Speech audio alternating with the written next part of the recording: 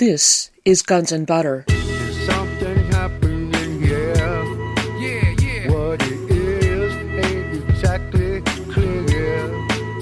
There's a man with a gun over there. And so there we've seen very major shifts taking place within the Middle East and even in the broader Asian region, where countries are aligning with China and Russia and Iran to the detriment of their links with the United States and NATO, where Turkey is in a transitional period of asserting itself as a regional power.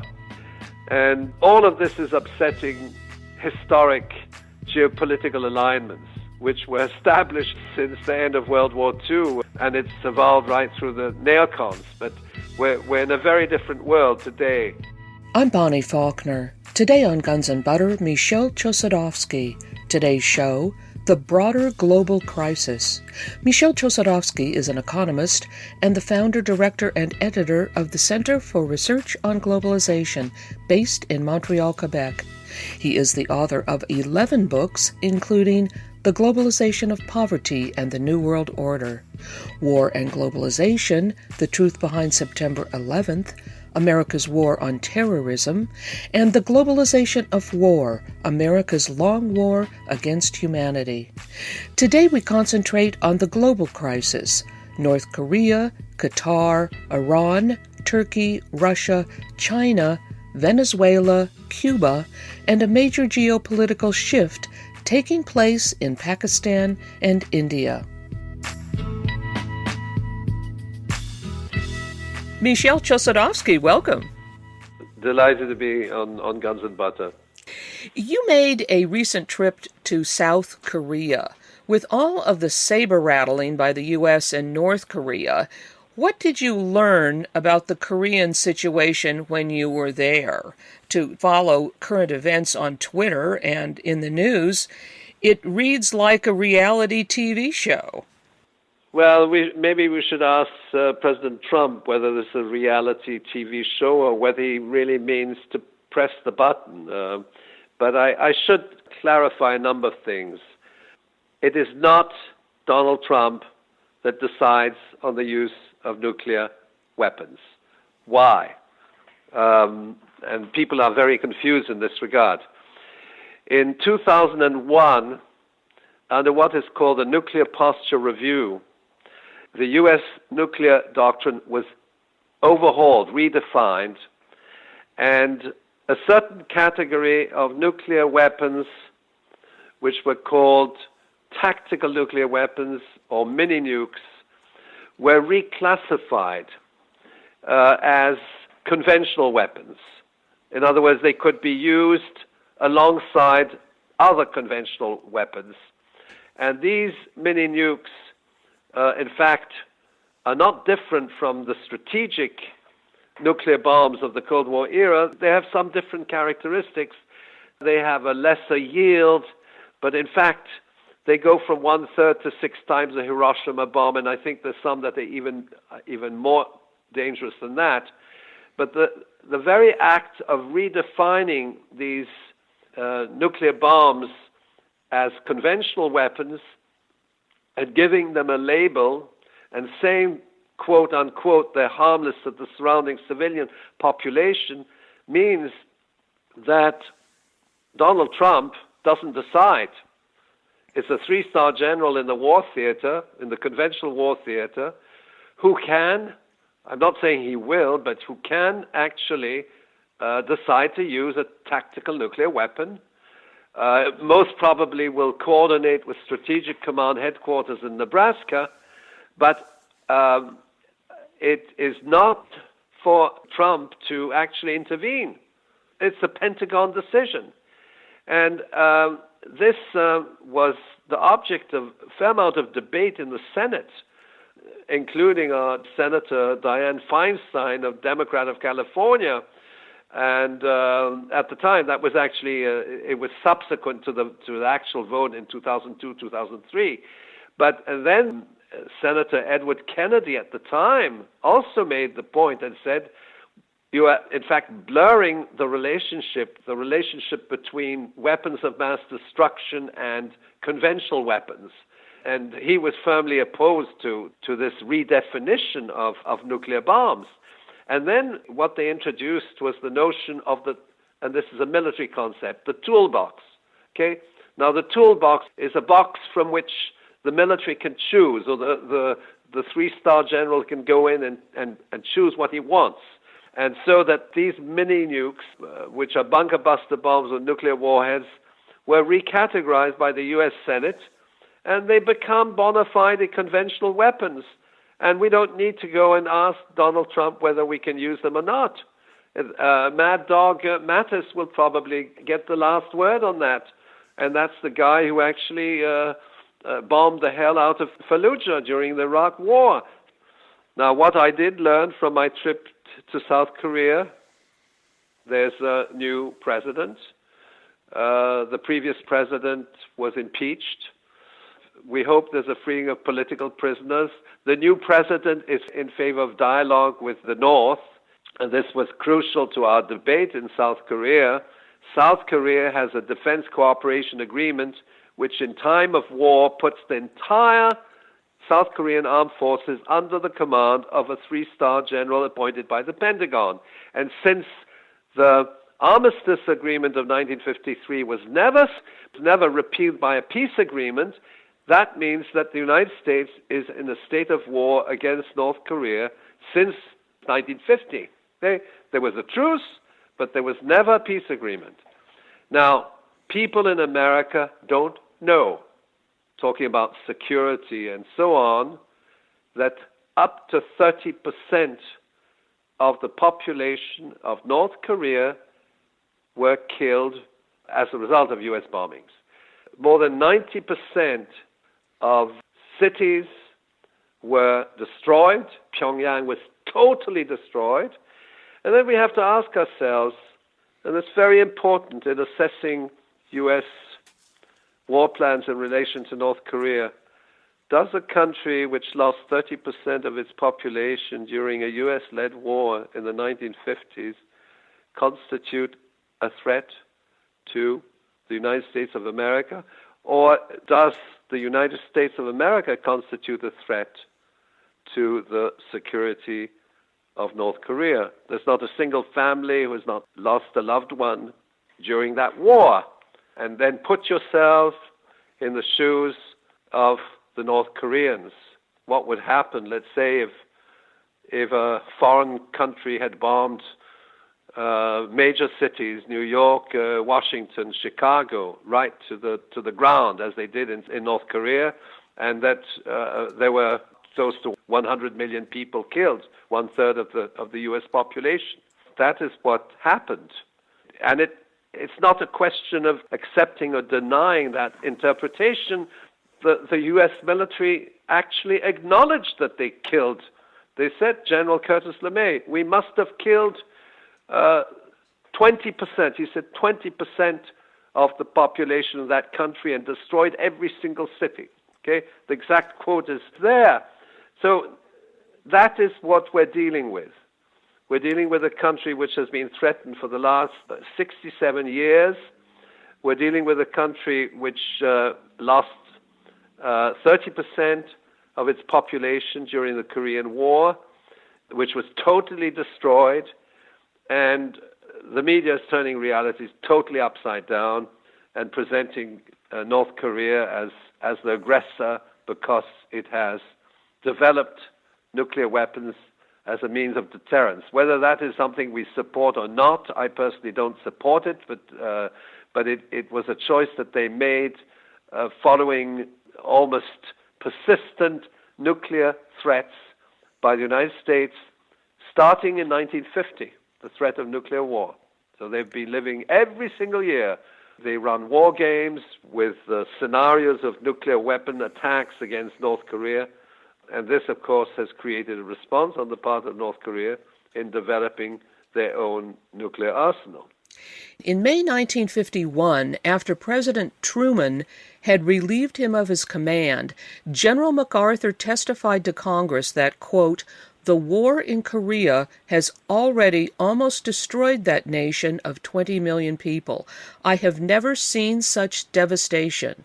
I have seen, I guess, as much blood and disaster as any living man, and it just curdled my stomach the last time I was there. After I looked at that wreckage and those thousands of women and children and everything, I vomited. If you go on indefinitely, you are perpetrating slaughter such as I have never heard of in the history of mankind. That from General MacArthur. Now, isn't it also true that they devastated South Korea? Well, they also devastated parts of South Korea, and there was a program of targeted assassinations in South Korea, and those war crimes actually they were not an object of discussion within South Korea. And then just about, I think it was about 10 years ago, they opened the dossier and the victims, the families of the victims started to speak out. It was something they couldn't do during the military governments that they had. But you see, the situation now in South Korea is that if we look at U.S. strategies, which is really to make other countries do the war for them, so to speak, like they're doing in Yemen. They mobilize Saudi Arabia to go and bomb Yemen. But with their joint defense agreement, they could trigger a war between North and South. So that agreement has to be rescinded. That was the object of our discussion in South Korea. But at the same time now, the South Korean president says we're going to have dialogue. But the question is the issue of sanity within this reality TV type of environment. There's a certain sanity within South Korea as far as policymakers are concerned. They have said we want to talk to the North Koreans. After the impeachment of the daughter of General Park, Mrs. Park, there was the candlelight movement, and they want to enter into dialogue. Now, the United States is trying to block them from initiating a dialogue with the North. So if you ask what is the outcome of these fire and fury statements by President Trump, I would say we're at the crossroads of perhaps the most serious crisis in modern history, because a nuclear attack on North Korea, or even a conventional attack on North Korea, would escalate. And bear in mind, Trump doesn't have too much of a knowledge of geography. North Korea has borders with Russia and China and South Korea, and is almost within swimming distance of Japan. So there you are. You've got these 5 countries there: Japan, North Korea, South Korea, China, and Russia. And it is very unlikely that the Russians and the Chinese would let things happen at their doorstep. And there's a lot of behind-the-scenes negotiations at this time. But we're dealing with people who, first of all, don't understand the impacts of nuclear weapons. And I don't blame them for that, because if they read the military manuals, they'll say that tactical nuclear weapons are harmless to civilians. And I should say that the tactical nuclear weapon, just to show how absurd it is, had been contemplated during the Clinton administration against Libya. Okay? It was the first initiative in that regard. And then we had another situation where analysts said we should use nuclear weapons against Saddam Hussein, okay? Tactical nuclear weapons against Saddam Hussein. So that the whole discussion and debate on nuclear weapons is ultimately to give them a human face, say these are peacekeeping bombs. We can go after Gaddafi or Saddam Hussein in his bunker buster, drop a bunker buster bomb with a nuclear warhead, and so on and so forth.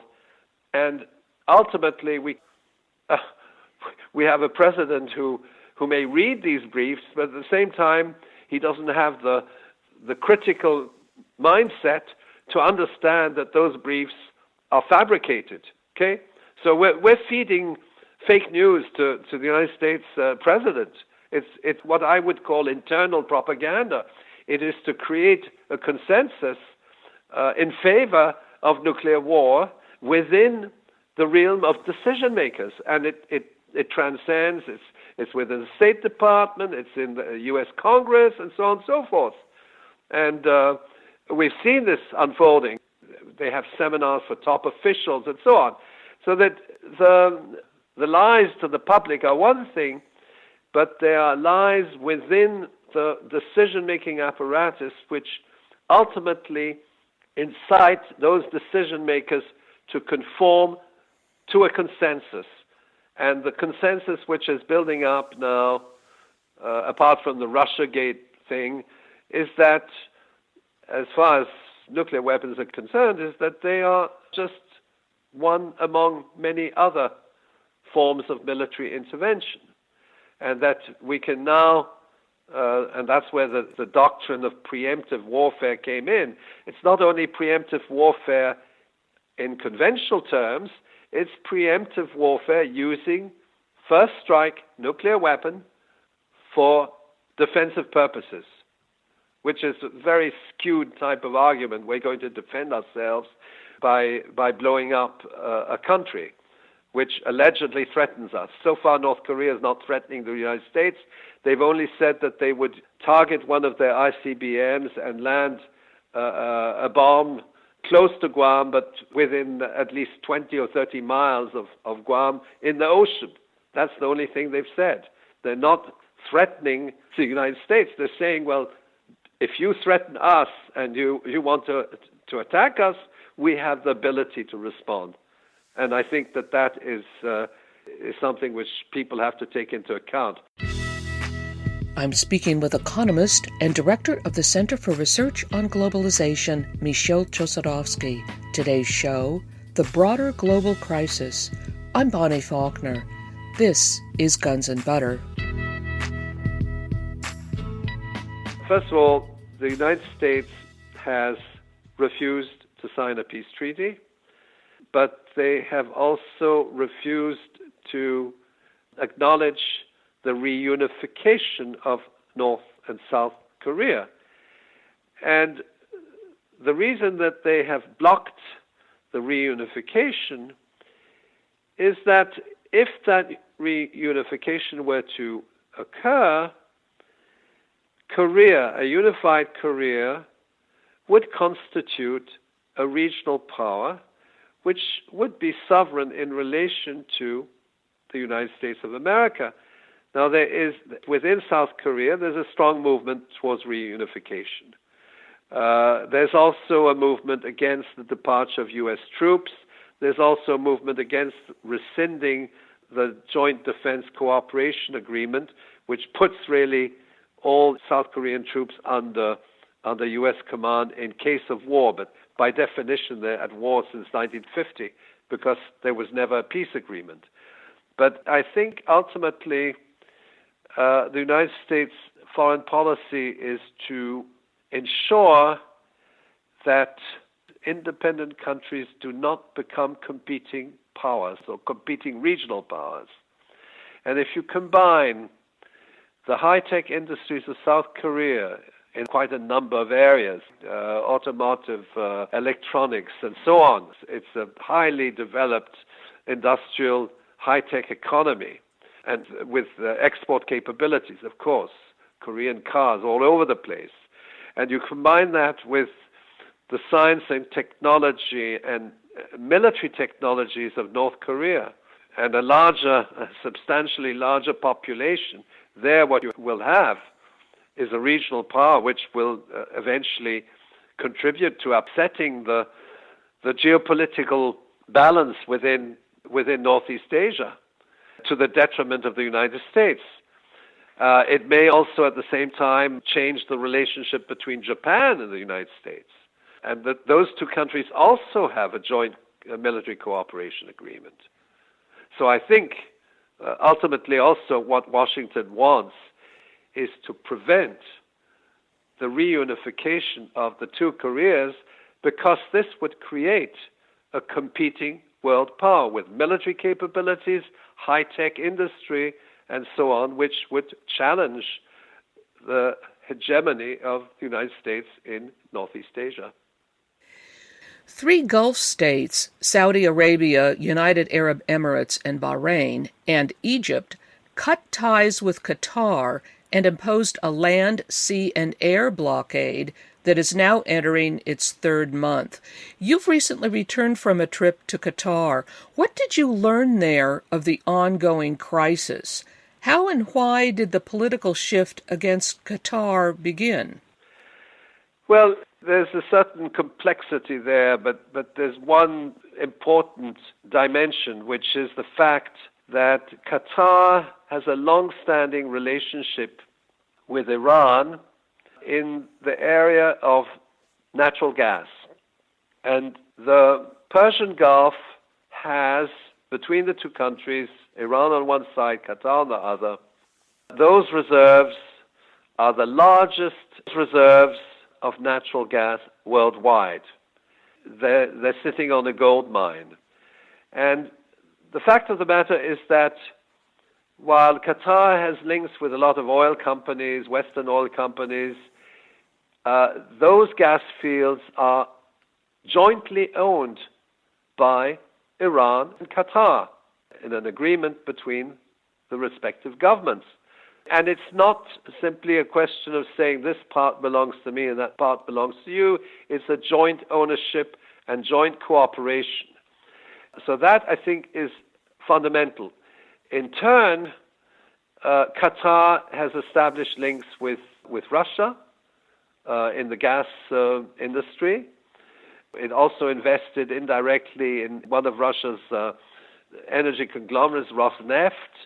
There are lots of Russians and Chinese in the oil industry.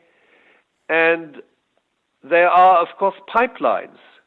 Now, when you look at strategic pipelines for natural gas, a lot of that natural gas actually is exported by tanker, but they're now developing the gas pipelines. And since Saudi Arabia has come in and closed the border, what happened is there's been a sort of a major realignment. They closed the border. All the ground trade which was coming into the country came through Saudi Arabia and the Emirates. And so that Qatar all of a sudden is isolated, transformed de facto into an island rather than a peninsula. And who comes to the rescue? Iran, with large shipments of basic food commodities which previously came through Saudi Arabia. And also Turkey is involved. Turkey is also helping them. Now, it just so happens that with the closure of the border with Saudi Arabia, Qatar is now contemplating to export its natural gas through Iran and through Turkey, and that is occurring as opposed to the pipeline route which united Qatar with Saudi Arabia, which goes through Qatar, through Saudi Arabia, into Jordan, and then into the Mediterranean. Okay? So now the pipeline routes have changed, the geopolitics have shifted, and at the same time, there's some very fundamental contradictions, because whereas Qatar now is aligned with enemies of the United States of America, namely Iran, but also China and Russia, the United States has its largest military base in Qatar. It's an Air Force base, and if I'm not mistaken, it's also the headquarters of Central Command. So that the U.S. is an ally of Saudi Arabia. It has a major military facility in Qatar, but the country is allied with Iran as far as its energy resources are concerned. And then in turn, more recently, Turkey has come in and wants to have its own military base in Qatar. So this is leading to a sort of a geopolitical crisis. Turkey is present in Qatar. Iran is present. The United States have a military base. Saudi Arabia has cut its borders. The pipeline routes have been redirected. And then the question is, how is this going to evolve? How is it going to evolve?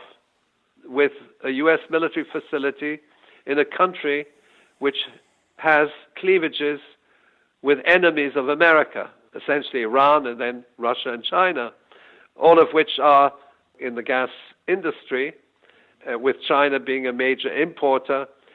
There's still, of course, Western companies are there. They have contracts in the oil and gas industry. That's nothing new. But the encroachment of Iran is absolutely fundamental. Now, there's another important shift which is taking place. It's a geopolitical shift. It's the role of Turkey, and it's the relationship between Turkey and the United States on the one hand, and Turkey and its relationship to Iran and Russia. And that has to do with northern Syria, where the United States is pushing for the creation of a Kurdistan proxy state or protectorate that's in northern Syria, which would be annexed, which would secede from Syria. This fighting is still ongoing, and the project is eventually to integrate that with the Kurdistan region of Iraq. Now, that's a U.S. project. Turkey has another project because, of course, they have been fighting the Kurdish project for generations. But the project that the United States would establish a Kurdistan region was already envisaged even back in the late 90s, where portions of Iraq and Syria, as well as Turkey, would form the new Kurdistan region. And now, as a result of that, there's been a sort of a clash between Turkey and the United States, to the extent that Turkey has recently acquired the S-300 air defense system from Russia. Now, how does that fit in when we know, first of all, that Turkey is a heavyweight in NATO, and when we know that the air defense system of NATO member countries is under NATO standards and it's using Western and U.S. technology and not the technology of the Russian Federation? So there you have a member of NATO, heavyweight of NATO, which has purchased its air defense system from Russia, which is on the U.S. NATO hit list, and which is also collaborating with Iran with regard to pipeline routes, from the Iranian Persian Gulf coast, but also from Qatar, Iran, Turkey, Mediterranean. So there we are. We have a very complex situation evolving. And I wouldn't exclude the possibility that at some future date there would be some kind of either a military intervention or, which is more likely, some kind of regime change taking place in Qatar, of which the intent would be to destabilize the country's relationship with Iran primarily, but also with Russia and China. Qatar is not a big country. It's a population of 2.2 million. Most of that population are made up of foreign workers. And the military intervention by by Saudi Arabia is not something which can be excluded. But it's a very, very unstable situation, and it marks some major realignments, on the Middle East chessboard. I'm speaking with economist and director of the Center for Research on Globalization, Michel Chossudovsky.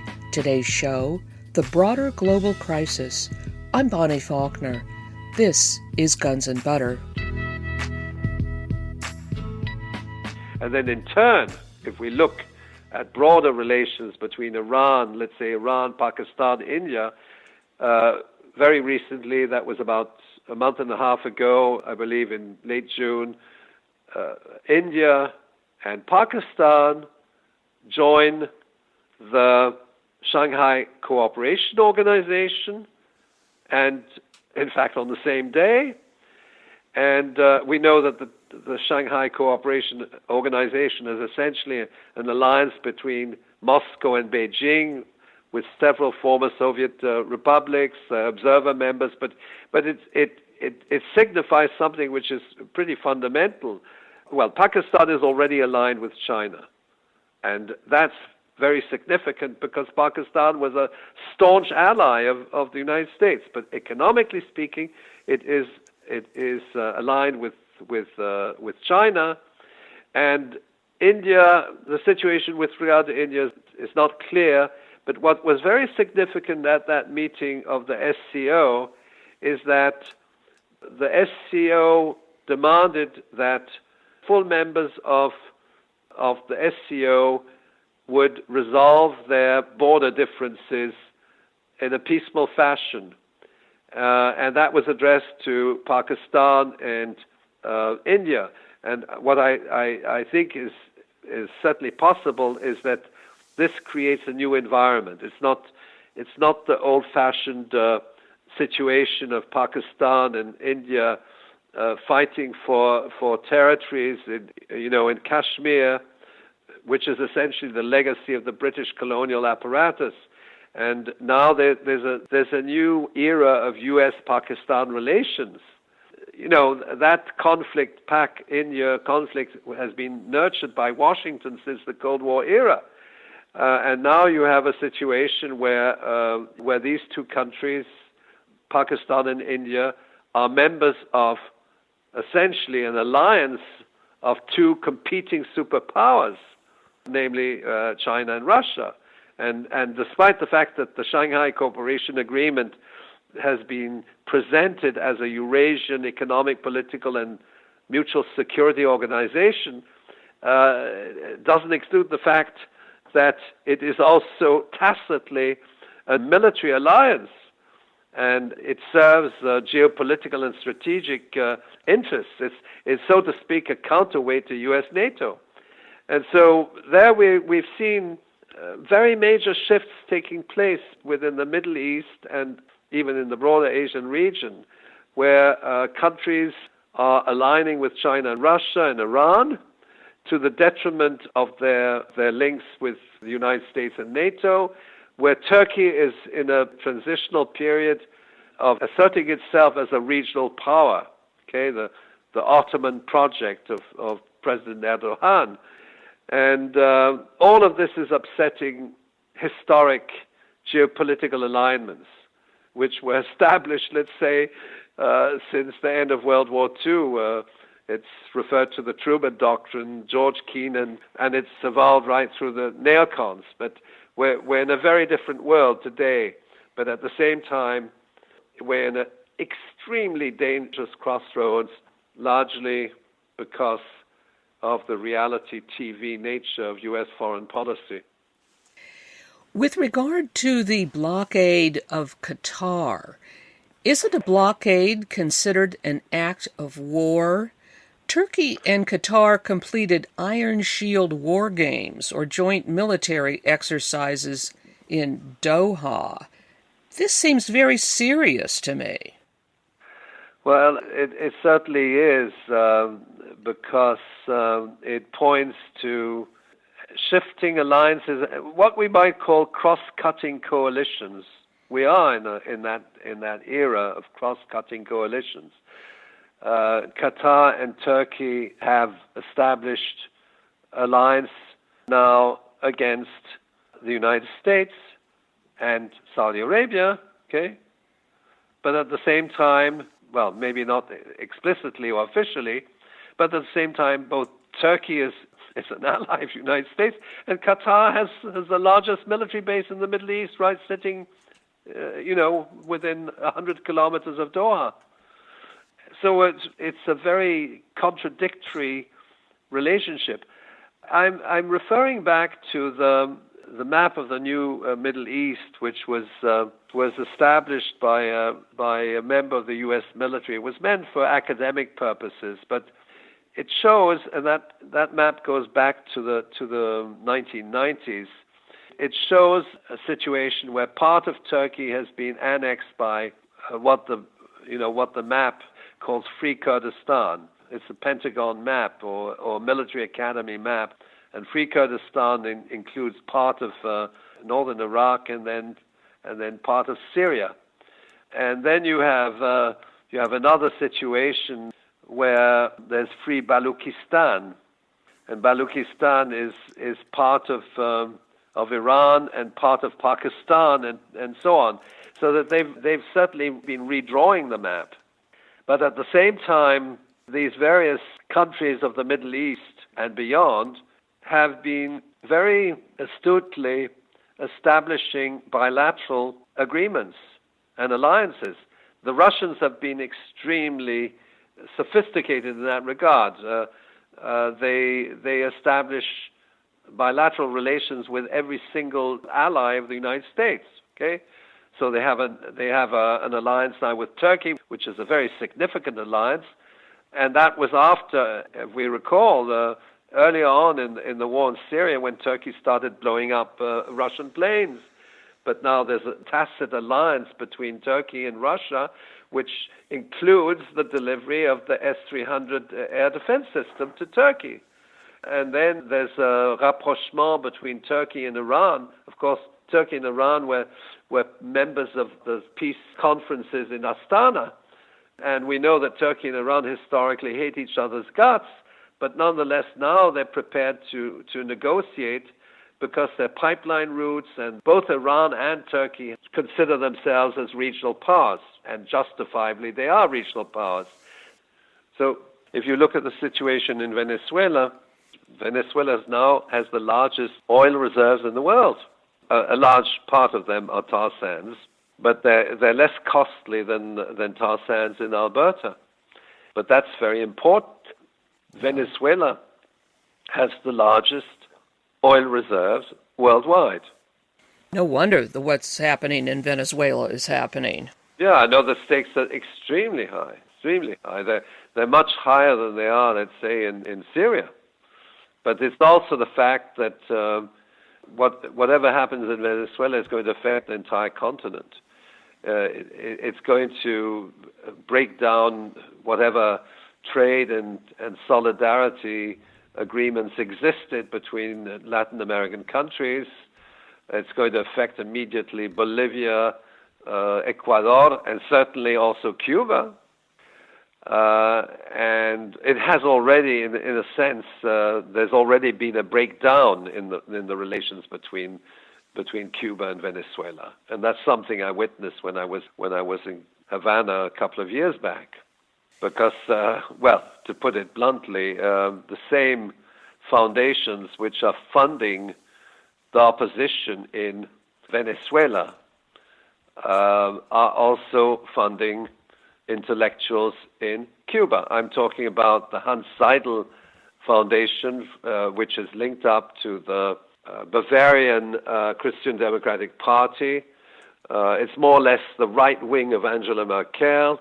Well, they, in 2012, were behind Capriles Radonsky, who was running against Chavez. Chavez won those elections, but they were involved in funding the opposition candidate. That's the Hans Seidel Foundation. Now, it just so happens that the Hans Seidel Foundation is also active in Cuba. And the event that I went to, which was a debate on transition, political transition, Cuba, etc., normalization, was funded by the Hans Seidel Foundation. And it just so happened that there was a session of Venezuela, but there was not a single person from Venezuela who was invited, not a single intellectual. And this was a think tank and a research entity which was associated with the Ministry of Foreign Affairs. And then what did they do? They invited an Israeli guy who started comparing the Palestinians to Al-Qaeda. And then they had people from Austria and the European Parliament who were discussing the issues pertaining to Ukraine and support of Maidan. And nobody in the audience of these Cuban researchers actually contested these various points of view. There was an Iranian there who did actually speak out, and there was myself. But there we are in socialist Cuba, and we have a Zionist from Chatham House Royal Institute of International Affairs, pretty mediocre as a scholar who comes in and starts talking about Syria and accusing Bashar al-Assad of killing his own people and so on, when in fact the Cuban leadership had actually taken a stance on Syria. Okay, Fidel Castro had taken a stance on Syria. So those are the kinds of things which are, of course, relevant, because if Cuba and Venezuela don't stick together, they'll be decimated by Washington. Well, who sponsored this conference in Cuba? No, the conference in Cuba was under the auspices of the Center for Research on International Politics, so to speak. It's one of the main research institutes which is attached to the Ministry of Foreign Affairs. And in fact, it was under the auspices, really, of the Ministry of Foreign Affairs that this conference took place. I should say, you have a research institute which is independent of the government agencies, but it nonetheless advises the Ministry of Foreign Affairs, and the Ministry of Foreign Affairs finances it. And so they organized this conference. They got the funding from Hans Seidel. Now, Hans Seidel has a very black history, because they also supported in the wake of the collapse of the Soviet Union, they were supporting the transition governments in Ukraine. They were also involved in Chile. You can look at the track record. I've written this up in an article, but the fact of the matter is that while the NED, the National Endowment for Democracy, cannot set foot in Cuba, the various European counterparts, particularly from Germany, they have offices there, and they are involved in the same mechanism of co-optation. And given the fact that Cuba has a dual currency system, any payment in convertible currency it's a gold mine for the people who are receiving those honoraria. I'm speaking with economist and director of the Center for Research on Globalization, Michel Chossudovsky. Today's show, The Broader Global Crisis. I'm Bonnie Faulkner. This is Guns and Butter. And what happened to me when I was invited to this conference, I got a note from the foundation, the Hans Seidel Foundation, and they said, we're contacting you to pay your expenses and to establish a contract and discuss honoraria. Okay? That's what happened. And I then contacted the organizers in Havana and said, I don't need the support of the Hans Seidel Foundation. I will be paying my own expenses. And I went to that conference and paid my own expenses, air travel. It created havoc because I somehow didn't fit into the lists that they had established and the hotel reservations which had been made by the German Foundation on their behalf. But that was a personal experience, but it also provided me with an understanding of what was going on in Cuba. I don't see a transition which will actually protect the achievements of the Cuban Revolution. I see exactly the opposite. That's despite the fact that, broadly the Cuban people are committed to the achievements of the Cuban Revolution, but at the same time the mechanisms which have been set in place, dual currency system, and the funding of research by foreign foundations, it doesn't really look good. And the situation, for instance, I met up with colleagues from the universities, and this is, I would say, relatively recent. They said, well, we make our salary in US dollars is less than $20 a month, okay? Now, the taxi driver will make $25 just in the ride from the airport to the hotel. And there it is. It's a monthly salary. Now, it's not to say that people are impoverished, abysmally impoverished, because they still have the safety nets of the Cuban Revolution, which are, the system of ration, of essential commodities that they receive, the housing which is provided to them, and so on and so forth. But very significant social divisions are occurring between those who are paid in local currency and those who are paid in convertible currency. It's not the US dollar, it's called the KUK, and it means essentially convertible currency unit. Okay, so that's the context in Cuba at the moment, and I'm not very optimistic as to the outcome. On the other hand, what I sense in Venezuela is that certainly there's a sort of a regime change strategy which has certain features of what happened in Ukraine with Maidan. Rooftop people shooting at demonstrators and killing them and so on. That is certainly there. So that in effect the foreign policy consultants on behalf of Washington are applying the same kinds of procedures that they applied in other countries. But then there's another dimension which is reminiscent of the last month of the Chilean Popular Unity government under Salvador Allende. I recall those events because I lived through them. I was there during the coup. And what happened is that there was a dual currency system, okay? There were dollars, and then there were escudos, and then there was hyperinflation, and there was a problem of distribution of essential commodities which had been engineered by corporations, local businesses, with the support, most probably with the support of U.S. intelligence. Of course, there was Henry Kissinger as well. But this dual currency system ultimately, plus the collapse in the standard of living, which is attributable to the scarcity of commodities or massive inflation, which is beyond the control of the monetary authorities, that is what struck me as bearing a similarity to the last months in Chile, leading up to the coup on the 11th of September 1973. So that there's a process of destabilization of the monetary system on the one hand, and then there's also an issue of distribution of goods and services, an impoverishment of the population through the manipulation of markets and distribution.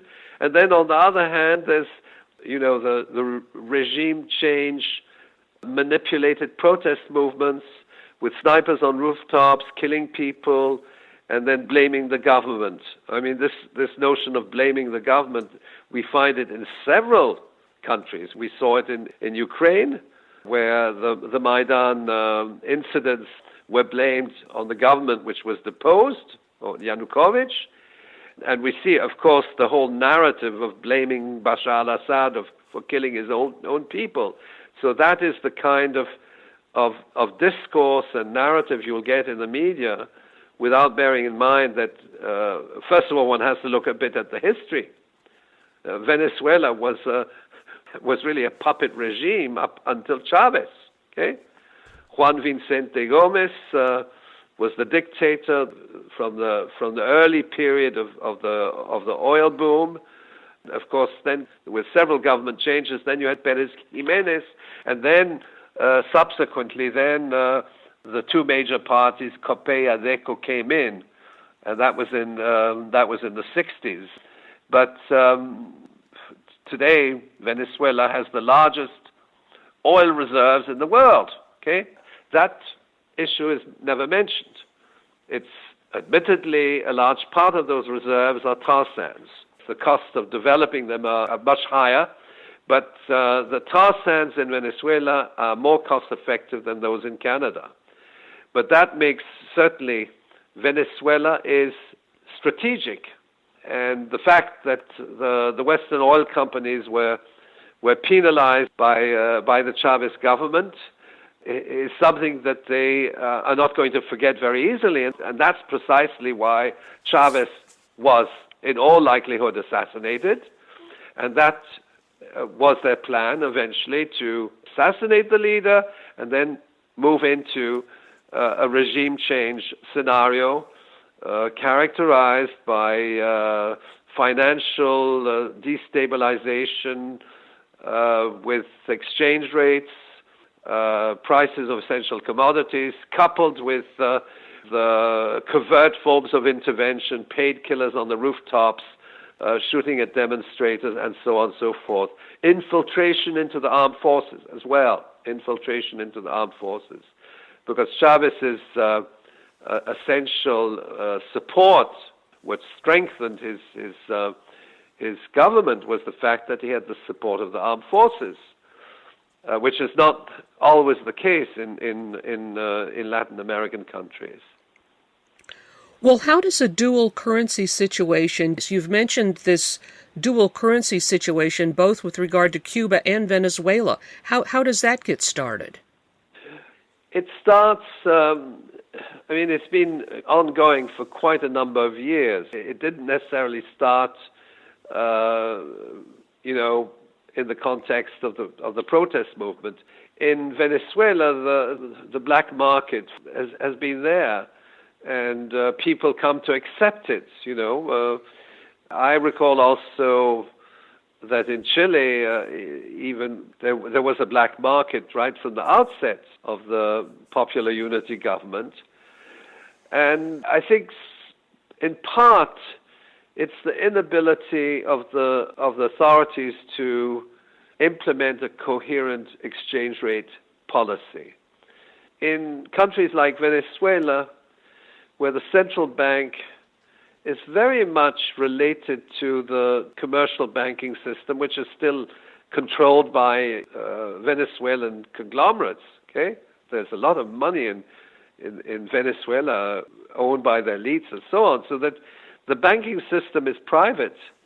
Now there was a project of actually nationalizing the banks, but the thing is, you don't really have in Venezuela people within the central bank who are capable or willing to actually resolve this issue of dual currency. The black market, the dollar versus the bolivar in the case of Venezuela, and there's a lot of corruption which surrounds that relationship. Okay, and now we have a situation where they import commodities from the world market, and then they're supposed to be sold in local currency at government prices, and they never reach the points of distribution at government prices. They're immediately sent off and sold on the black market, because the price between, let's say you can buy certain essential commodities at the government price in local currency, but you can also buy them at ridiculously high prices in local currency in the free market, so that those prices are dollarized. Okay, and people who have dollars, of course, are very well-to-do, and people who don't have to deal with very exceedingly low salaries. So that essentially, what has happened in Venezuela is that people have been impoverished through this process of financial manipulation, which I think is instrumented both by actors within the country as well as the integration of Venezuela's banking system into the world financial system, and the impacts are devastating. Now, one area which was very crucial in Venezuela was also the manipulation of the price of crude oil on the international commodity markets. We know that took place. These were engineered actions in the commodity markets, in the energy markets, to push the price down. After having pushed it up to more than 100 and something, it was pushed down, and in many regards it was pushed down below the cost of production of oil in the tar sands, for instance. And Canada was also heavily affected by this. But that movement in the oil price was very much detrimental to Venezuela, and it was engineered and it was intended. It went against Venezuela. Of course, it went against all major oil producers, but it was essentially targeted against Venezuela, and it was also targeted against Iran and Russia. Michel Chossudovsky, thank you very much. Thank you very much. Delighted to have this discussion. Something happening here. What it is ain't exactly clear. There's a man with a gun over there. I've been speaking with Michel Chossudovsky. Today's show has been The Broader Global Crisis. Michel Chossudovsky is the founder, director, and editor of the Center for Research on Globalization, based in Montreal, Quebec. The Global Research website, globalresearch.ca, publishes news articles, commentary, background research, and analysis. Michel Chossudovsky is the author of 11 books, including The Globalization of Poverty and the New World Order, War and Globalization, The Truth Behind September 11th, America's War on Terrorism, The Globalization of War, and America's Long War Against Humanity. Visit globalresearch.ca. That's globalresearch.ca. Guns and Butter is produced by Bonnie Faulkner, Yara Mako, and Tony Rango. Visit us at gunsandbutter.org to listen to past programs, comment on shows, or join our email list to receive our newsletter that includes recent shows and updates. Email us at faulkner@gunsandbutter.org. Follow us on Twitter at GNB Radio.